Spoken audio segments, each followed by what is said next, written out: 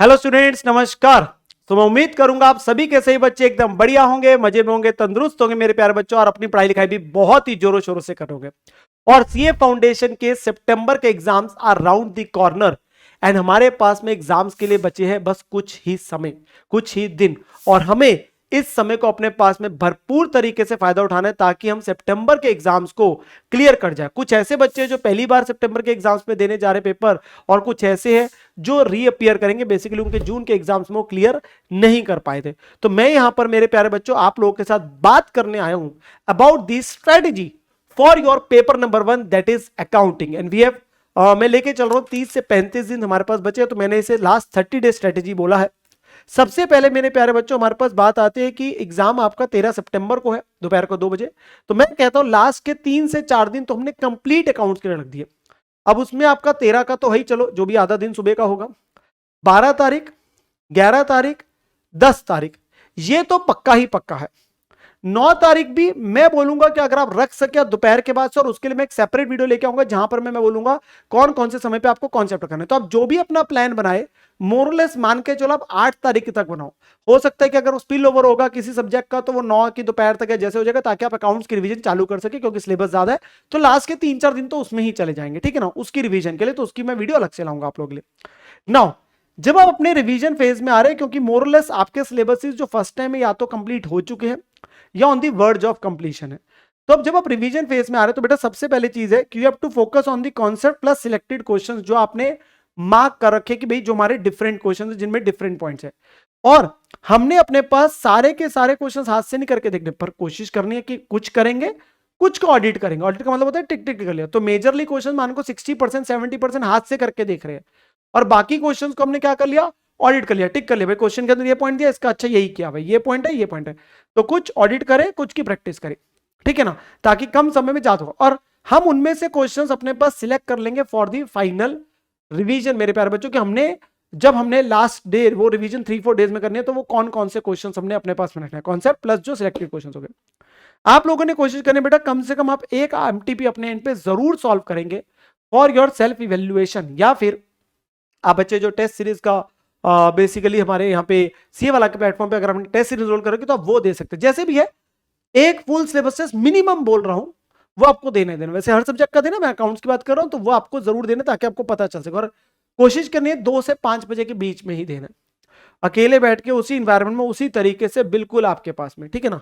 And special focus रखना RTP PYQ, ये मैं स्पेशली उन बच्चों के लिए बोलने जा रहा हूं जो बच्चे लेट से मेरे से नहीं पढ़े हुए, वो सेल्फ स्टडी कर रहे हैं, तो वो सिर्फ स्टडी मैट मान लीजिए कवर करते हैं। तो बेटा सिर्फ स्टडी मैट से नहीं होता पेपर, बहुत मुश्किल आती है, बाद में दिक्कत हो जाती है। तो बच्चे को आरटीपी पीवाईक्यू रहे हैं, जो बच्चे मेरे से पढ़े हुए हैं तो मैंने ऑलरेडी बुक के अंदर आरटीपी पीवाईक्यू कवर कर रखा है, तुम्हारी ऑलरेडी प्रिपरेशन है। पर जो सेल्फ स्टडी कर रहे हैं वो स्टडी मैट के अलावा आरटीपी पीवाईक्यू भी दे, कम से कम 3 से 4 अटेम्प्ट का कम से कम पिछले का थे। चाहे हम अपने क्लास में तो 2018 से ही सारे कर रहे हैं, उससे पहले के भी क्वेश्चन है वो भी ऑलरेडी जब से आपके पास में रहे वो सारे कवर्ड है, ठीक है ना। बट जो बच्चे सेल्फ स्टडी करें जैसे मैंने कहा वो कम से कम 3 से 4 अटेम्प्ट के आरटीपी पीवाईक्यू जरूर फोकस पे रखें। नाउ वेरी इंपॉर्टेंट थिंग्स, आप जब रिवीजन कर रहे हैं बेटा there is has to be special focus आपके पास कि आप चार्ट ऑफ सोर्सेज बनाएं, क्योंकि होता है कि हमें यही नहीं पता चलता हमें कवरेज कहां कहां से क्या क्या करनी है।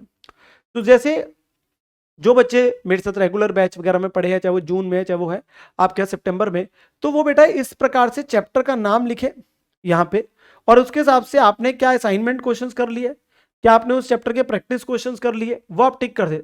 अब इसके आगे और क्या क्या चीजें हैं जो हमें करनी है, जैसे मैं बोलता हूँ लेटेस्ट आरटीपीवाईक्यू मैंने आपको कराना है, अल्टीमेटली उसकी वीडियोस आएगी मैं नीचे बोलूंगा, बट ये आपको पता रहेगा अच्छा ये मैंने कर लिया कि ये मैंने नहीं करा उस चैप्टर का। तो क्या हमने आरटीपी जून 24 का क्वेश्चन देख लिया, क्या हमने सितंबर 24 का देख लिया उस चैप्टर का, क्या हमने पीवाईक्यू जून 24 का क्वेश्चन देख लिया उसका, क्या एमटीपी का क्वेश्चन देख लिया, क्या एमटीपी सितंबर 24 का कर लिया, ताकि ये कवरेज हमारे पास पता चल जाए किस चैप्टर की क्या चीज हो चुकी है, क्या चीज पेंडिंग है। ये आपको हमेशा कंट्रोल रखने में मदद करता है ताकि आपको अपनी मेमोरी पे बोझ नहीं रखना पड़ेगा, अल्टीमेटली आपके लिए हमेशा आसान हो जाएगा, आपके पास खुद ही आप अपना प्रिपरेशन का एक पूरा प्लानर बना रहे हैं। देन कौन कौन सी वीडियोस मेरे प्यारे बच्चों आप लोगों के लिए ऑलरेडी अवेलेबल है वाईटी पे, जिसका आपको डिस्क्रिप्शन के अंदर में भी उस प्लेलिस्ट का लिंक मिल जाएगा, जिसमें मैंने मैराथन वीडियो जो बेटा है उसके 3 पार्ट में वो है, जिसके अंदर मैक्सिमम सिलेबस आप लोगों का कवर है, कुछ को छोड़ के वो मैं बता देता हूँ, आप उसका भरपूर फायदा उठाए।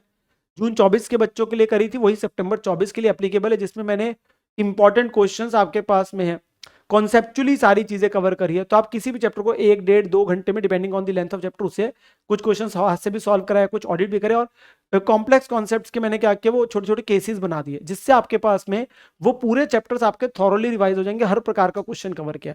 तो उसका भरपूर फायदा उठाए उन वीडियोस का, 3 वीडियो का। और आरटीपी जून 24 की वीडियो भी ऑलरेडी आपके लिए रिकॉर्डेड है, मई/जून 24, वो आपके लिए ऑलरेडी करी हुई है, तो आपको उससे आपका आरटीपी कवर हो जाएगा, ठीक है।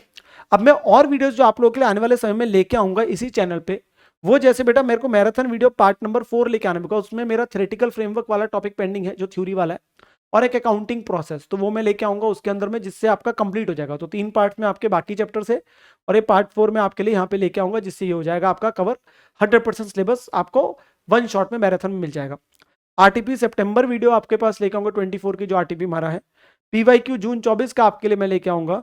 एमटीपी आप लोगों का जो एप्लीकेबल है जो इस बार का, वो मैं आपके लिए कराऊंगा, ताकि जिससे क्या होगा आपको सारी चीजें, तो ये वीडियोस मेरी तरफ से आपके लिए आएगी।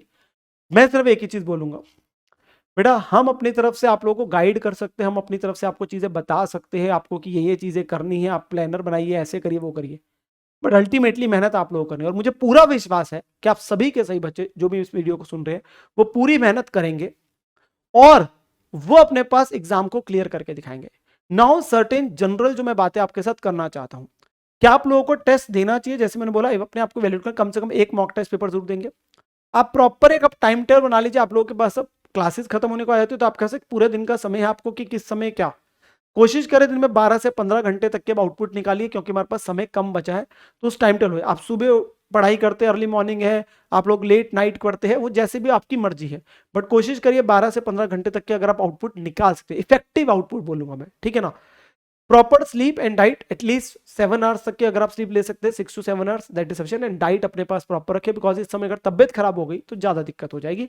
हमारे पास समय नहीं है उस चीज के लिए कि हमारा समय खराब हो, ठीक है ना। आपके लिए बेटा सारे सब्जेक्ट्स इक्वल है, चाहे मैं आपको बोलूं अकाउंट्स बड़ा इंपॉर्टेंट है, पहला पेपर है, ये करना है, वो कर देंगे, हर टीचर बोलेगा मेरा सब्जेक्ट ना, आपको चारों पास करने। मैंने हर बार रिजल्ट में देखता हूं कुछ बच्चों के 3 सब्जेक्ट्स पास हो गए, किसी में तो 80-90 भी आ गए, पर एक पर्टिकुलर सब्जेक्ट की वजह से वो क्लियर नहीं कर पाया, तो बेटा उसे अगली बार चारों ही देने।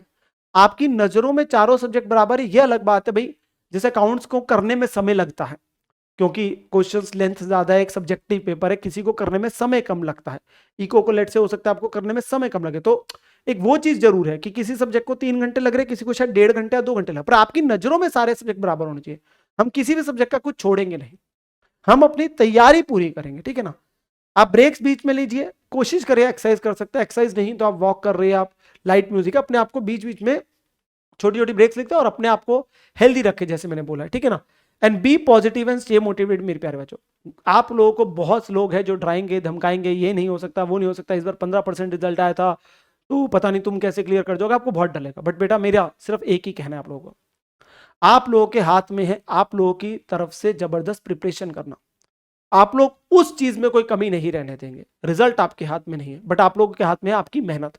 अगर आप अपनी तरफ से पूरी मेहनत करेंगे तो आप लोगों को पास होने से बेटा कोई भी नहीं रोक सकता, क्योंकि जैसे मैं हमेशा कहता हूं कि जो सक्सेस है मेरे प्यारे बच्चों, वो डिपेंड करती है on the second letter, that is only you मेरे प्यारे बच्चों। और आप लोग, मुझे पूरा विश्वास है कि अपनी तरफ से मेहनत करेंगे और निकाल के दिखाएंगे एग्जाम को। And the only failure is when you say I give up, and I'm sure कि you are not going to give up, and आप अपनी जी तोड़ मेहनत लगा देंगे लास्ट के जो बचे हुए दिन हैं, और एग्जाम क्लियर करके दिखाएंगे। मेरी बेस्ट विश आपके साथ है, आप लोगों के लिए जैसे मैंने बोला रेलिवेंट वीडियोस आती रहेगी, और भी जो आप लोगों के लिए यूजफुल रहेगी। अब आप अपनी तैयारी बेटा अच्छे तरीके से करिए, इन सारी चीजों को ध्यान में रखते हुए। बाय बाय बेटा, हैव अ ग्रेट टाइम।